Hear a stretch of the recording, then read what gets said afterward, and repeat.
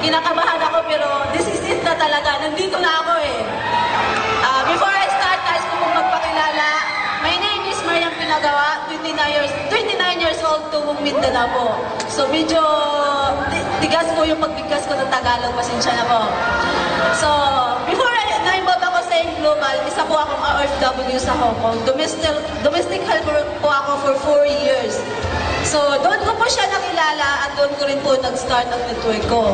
Unang-una, mahirap kasi bilang isang OFW, 16 hours kaming nakatayo, 16 hours kaming nagtatrabaho. Sa mga OFW, I'm sure nakaka-relate kayo. Minsan pa nga, may bantay pa kami. Ang pinakamahirap doon, sa isang linggo, isang beses lang kaming maka-off. Minsan pa nga, wala eh. Kaya ang hirap talagang gawin ang business. Kasi ang business natin is mag-recruit. So sabi ng upline ko, Mer, alam ko makakaya natin to. So, thank you sa lahat ng nagturo sa amin kung paano gawin ang business through online. Doon ko ginawa yung business, doon namin nag-start, doon lumaki ang grupo ko.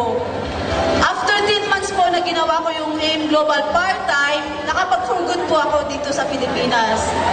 So, after 10 months po, 3 months after, nakapag-invest po ako ng sarili kong townhouse. Dito po sa Cainta. Then sabay po noon, nakapagpagawa po ako ng bahay namin sa probinsya. Yung matatawag na bahay, hindi kubo. Kasi alam nyo naman po yung mga bahay sa probinsya. Sabi nga ng mama ko, Nak, I love you. Ganun pala yun. Kasi sa buong place natin, tayo lang ang may pinakamagandang bahay.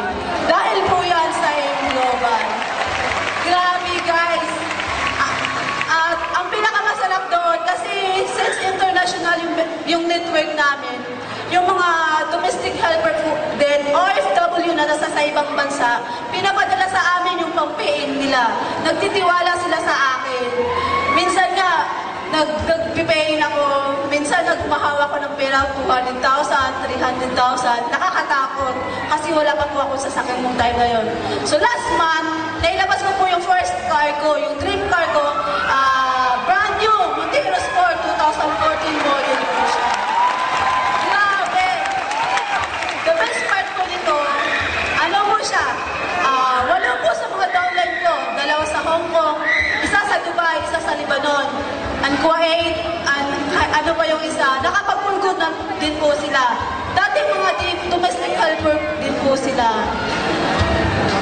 Guys, challenge po ito sa inyo. Kung ikaw ngayon, nakaupo dyan, sobrang 8 hours ka lang nagtatrabaho, nagawa namin 16 hours, nasa ibang bansa pa kami. May bantay pa. Kung nagawa ng mga OFW na partners ko, I'm sure magagawa din ninyo. Mas masarap gawin ang business na to kapag may pangarap ka. Dati pangarap ko lang, kahit mag 100,000 per month ako. Ngayon, di complete in ng AIM Global. Sa lahat-lahat ng uplines ko, sa ulo ng Alliance Unicorn International, ang Brian Pumada, kung saan ka mga yan, thank you so much sa walang sawang pagsuporta at pag-guide sa akin. Kay Upline, Dorito Hamel Jr., May Buksin, Fatima Balin, salamat po ng marami dahil na-share ninyo kung paano ang gagawin yung business na ito through online. Sa direct upline ko, Maylin, Dasilang, thumbs up dahil pinakilala mo sa akin. Kung hindi mo pinakilala sa akin, I'm sure wala ko dito sa harap nito ngayon. To the Board of Directors, Sir Adok Ed, thank you so much. Sir John, Sir Francis, salamat. Dahil kung wala ang AIM Global, hindi mababago.